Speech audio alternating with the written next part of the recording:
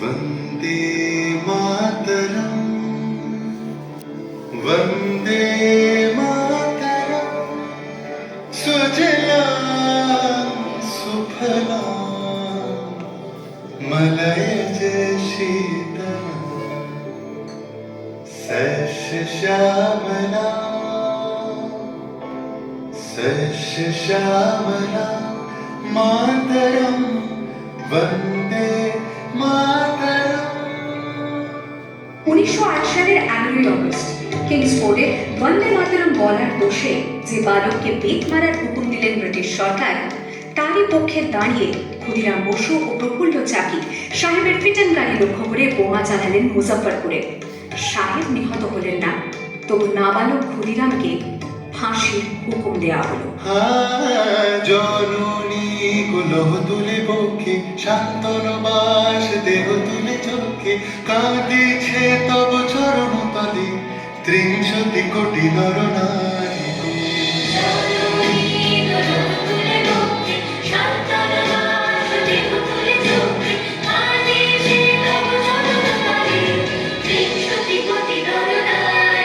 যারা স্বর্গগত তারা এখনো চলে স্বর্গের যে প্রিয় জন্মভূমি, এসো স্বদেশ তোদের মহাবিখ্যাত সেই মৃত্যুঞ্জয়ের চরণ চুমি। যারা জীর্ণ জাতির বুকে জাগালো আশা, মৌনলের মুখে জোগালো ভাষা, আজি রক্ত কমলে গাথা, আজি রক্ত কমলে গাথা মানল খায় বিজয় লক্ষ্মী দেবতাদের কালে। মুক্তির মন্দির শোভানো তলে কত প্রাণ হলো বলিদান, লেখা আছে অশ্রু জলে, লেখা আছে অশ্রু জলে। 9 সেপ্টেম্বর 1915 ইংরেজদের সঙ্গে সম্মুখ সমরের স্বাধীনতা ছিনিয়ে নিতে অস্ত্র আনার পরিকল্পনা করেন যতীন্দ্রনাথ মুখোপাধ্যায়। বালেশ্বরে সঙ্গীদের নিয়ে জাহাজ থেকে সেই অস্ত্র নামাতে গেলে ইংরেজ বাহিনী তাদের ঘিরে ফেলে। বুড়িবালমের তীরে লড়াই বাঁধে বিরাট ইংরেজ বাহিনী বনাম বাঘা যতীন ও তার 4 সতীর্থদের।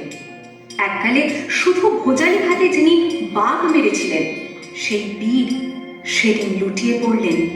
আমি হাসি হাসি পড়ব ফাঁসি, দেখবে ভারতবাসী।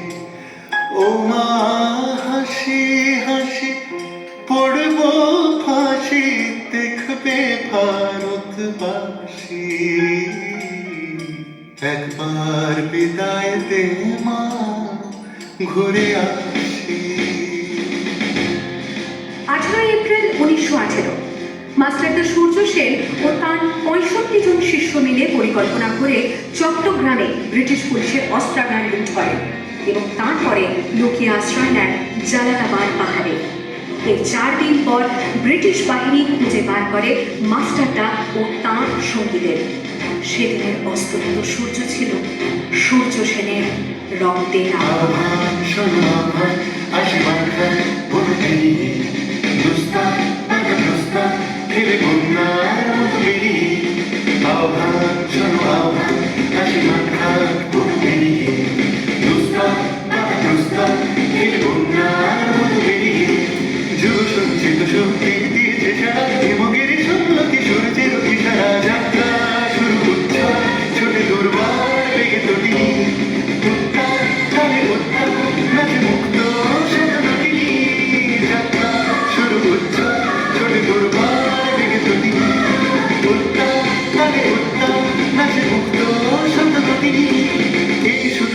যে নবপ্রাণে জেগেছে রণ সাজে সেজেছে অধিকার অর্জনে, এই শুধু সুপ্ত যে নবপ্রাণে জেগেছে রণ সাজে সেজেছে।